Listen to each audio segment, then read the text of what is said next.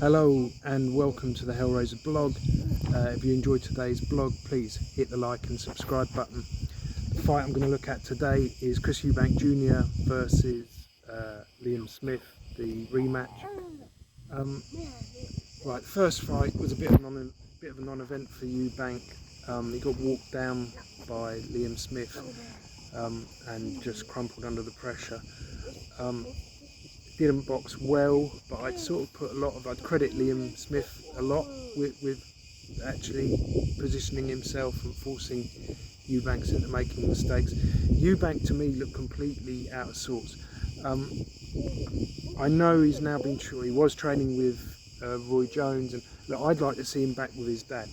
I know his dad doesn't have the best reputation for training fighters. I've actually been in the gym with Chris Sr. I went out to Las Vegas with some fighters and he was in there, and I matched Chris Jr. for about 4 out of his first 5 fights, so it might have even been 5 out of his first 6. So I sort of knew, I kept an eye on him from very early on, and I knew from early on the limitations that he had, and he actually improved so much. That's not just by chance, and it's not just by hard work, you know. But because they kept this is what my first opinion was. I thought Chris Senior is a crank. He doesn't really know what he's doing. Just someone that was lucky enough to be a very good fighter.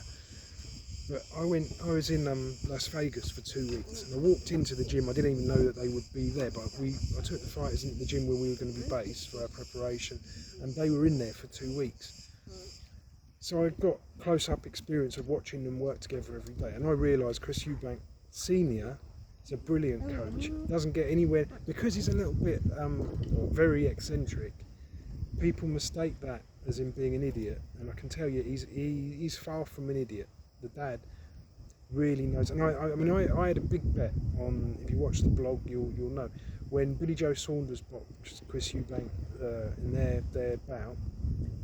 I had a big bet on Billy Joe Saunders, and I thought that was just, why did I bet so much? Because it was a lot of money. I thought, because I'm absolutely certain that Eubank Jr. hasn't yet got the experience to go and compete with him.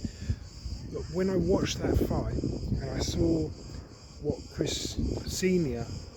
was advising his son, it was the worst news for me that I possibly could have heard, because the dad was really telling him to pace himself, to cut down the distance, to cut off the ring, to basically walk Billy Joe down, and if he had any chance at all, that was it, to do that. And the dad knew that, from a tactics point of view, his dad knew exactly what he needed to be doing, and that worried me a lot during the fight, because I had a lot of money riding on it, and if it had gone wrong I would have got hit financially.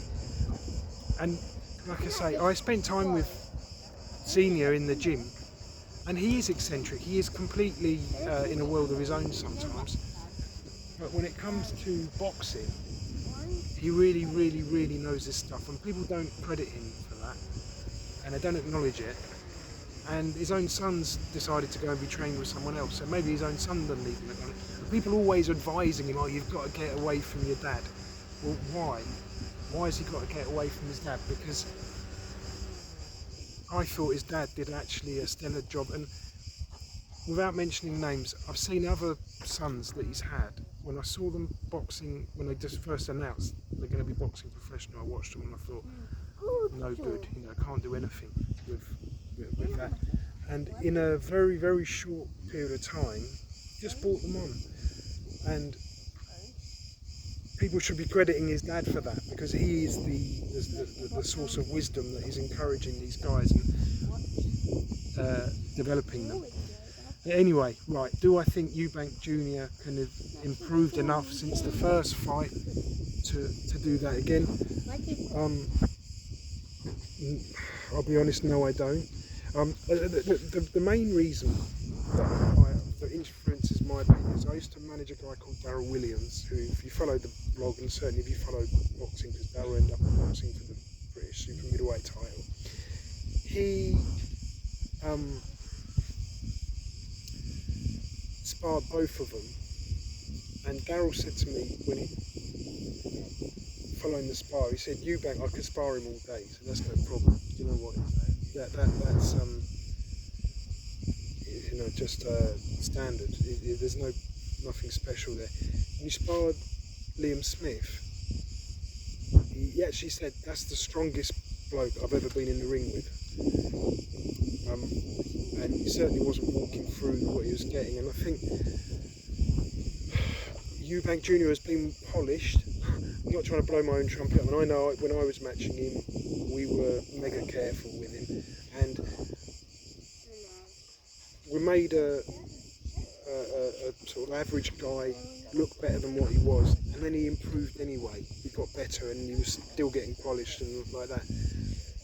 But there's only so much polishing you can do, and I think Liam Smith is a genuine world-class fighter. I'm not saying like elite level world-class, but that can compete with world title class guys. And Eubank Senior sort of is when it's the right opponent, but maybe not when you're putting him in with the top guys. And so, I really like Chris Jr. I've met him a good few times, and I think he's a class act. He maybe has a different reputation to what he actually is. But, I think firstly, anyone that's had a famous dad or a very talented dad is up against it, because immediately people are comparing you to the dad. He stepped up to the mark, and he's actually done a good job of delivering, because the opponents have been getting better and better as he's progressed his career, and he's done very well against a lot of them. So I think it's a bit unfair when people sort of poo-poo him. So that's not what I'm doing.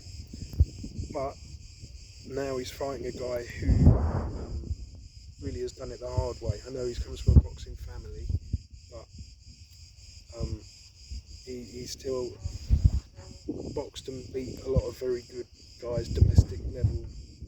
Really, he sort of beat everyone and proved himself to be above that. So now, I'm going for Liam Smith. I'm going to say around round 8. Why? Because I think Eubank actually might be able to pace himself and would have learned from the beating he took in the first fight enough to...